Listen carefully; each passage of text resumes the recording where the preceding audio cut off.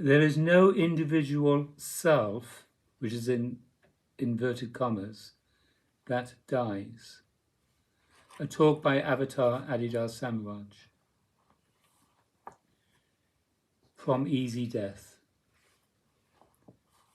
Current studies of the experiences of individuals who have clinically died, in inverted commas, for several minutes and then revived are producing a growing literature that complies and reports these afterlife, in inverted commas, experiences. Such phenomena could be used as indicators of the process that occurs at death. However, these afterlife phenomena are typically valued merely as signs of the survival of the individual ego. Those who commonly study and write about such experiences do not rightly understand death as a process of ego transcendence, in which the separate and separative or egoic self may, to one or another degree, dissolve. Afterlife phenomena, then, are not signs of egoic survival. Rather, they are signs of the transformation of the conventional self, the dissolution of various aspects of the personality, and passage into a condition that is not foreknown. They are signs of something that is falling away rather than continuing. Yet, when people return to consciousness, not having completed the death process, they concretize the phenomena they encountered and interpret them to mean survival of the ego. Such individuals say that they are now more easeful because they have survived death. They believe that there is an afterlife in which human beings pass into other worlds beyond this one. But the experiences and visions they report should be understood rightly to be hallucinated phenomena that arise from the stimulation of the higher centers of the brain during the withdrawal of energy and attention from the body in the death process. These experiences, like those of the conventional mystic, are, no matter how consoling or sublime, nevertheless founded in ego consciousness. However, the greater spiritual wisdom reveals that the true self is the non-ego, the self-existing and self-radiant divine being, or ultimate reality, which is the self-condition and source condition of the phenomenal fields of self-awareness and ego identity. Its nature and existence cannot be proved by appeal to phenomenal events in life or death. The divine being can only be realized in the transcending of conventional or egoic self-identification and object differentiation. Yet, the true and prior nature of consciousness itself is not what people tend to presume on the basis of the conventions of experience. The conventional activity of the born being is to presume a sense of identity, which presumption is based on the appearance of phenomena. Having been born, you perceive that there is a body-mind, a physically based self. In your unrealized or unenlightened state, consciousness itself, which is the field of that very perception, conceives of itself in terms of this bodily presentation. It calls itself I and thinks itself to be identical with this bodily self. The phenomena in the mental field are likewise interpreted to imply that consciousness itself, which in reality is transcendental, inherently spiritual, and self-evidently divine, is limited by and identical to the stream of egoic consciousness and thought. The ego does not in fact exist. Only the mechanisms exist whereby consciousness itself becomes manifested. Only phenomena exist. The true nature of all arising, including the apparently individual conscious being, is transcendental, inherently spiritual, and self-evidently divine. It is the divine self-condition and source condition or matrix of all phenomenal existence, and it does not have an independent, limited existence. Consciousness itself is not definable by the phenomenal manifestations themselves. The nature and very existence of this inherent identity cannot be proven by phenomenal events. In other words, you cannot make a conventional investigation of your ordinary life in this moment and thereby prove that your so-called personal, in inverted commas, or apparently individual consciousness is transcendental, inherently spiritual, and self-evidently divine, and therefore always already existing, prior to the states of life and death. Likewise, you cannot appeal to afterlife, in inverted commas, phenomena, or out-of-body experiences to prove the nature and existence of the divine being or the divine reality. All experiences define the individual conscious being in terms of phenomena. The divine truth, reality, and source condition of all phenomenal events, high or low, can only be realized. It cannot merely be observed and then proven through appeal to conventions of objective events. The very process to which one might appeal as a scientist or as a conventional religious believer is not the process that can demonstrate the true nature of your identity or the identity of phenomena. You must transcend that very method of conventional knowing and presuming. You must go beyond the conventional differentiation, whereby you conceive of yourself as something different and separate from other conditional beings and things. Consider this. Consider is written in inverted commas. You are conscious in this moment. If I look at you and call your name, it is the body-mind self that assumes I am talking to it. But it is not the body-mind self who is actually here. There is only one identity here. There appear to be individual conventions of separate selves, but they are phenomenal constructs superimposed on the divine being.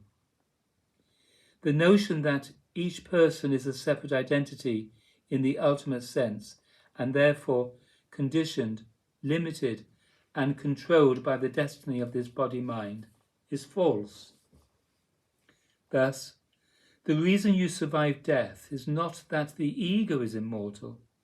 You survive death because the inherent identity of all phenomena and of the apparently individuated consciousness is transcendental, inherently spiritual, and self-evidently divine. Every feature of your temporary ego identity is itself constructed out of a universal field of self-existing consciousness and self-radiant spirit energy. The body-mind simply arises in a universal field, and at death it is broken up into its various parts. Therefore, the ultimate proposition of the great sacred traditions is that there is only one reality, the divine self-condition of and identity of everything and everyone. Divine enlightenment is the tacit and direct realization of that truth. Once a conditional being is established in that realization, then you participate in the arising patterns of existence in an entirely different manner than is conventionally presumed. Then the gesture of ego identification has no force. Only the ultimate identity is presumed. The difference between ordinary self-contracted awareness and divine enlightenment is that in ordinary self-contracted awareness, you identify with the conventional or phenomenal self, while in divine enlightenment, there is most perfect identification with and realization of the divine reality. This is the only difference. Thus, depending on what you identify with, you will live in either one of two ways. One is the usual round of obsession, fear, and seeking, in which the ego itself is the actor and the meaning of the drama. And the other is the way of unlimited intelligence, love, freedom, spontaneity, and infinite happiness. Previous to divine enlightenment, you fear death, and therefore you want to discover something about death which can make you feel hopeful about surviving. That is why people like to study occult and life after life phenomena.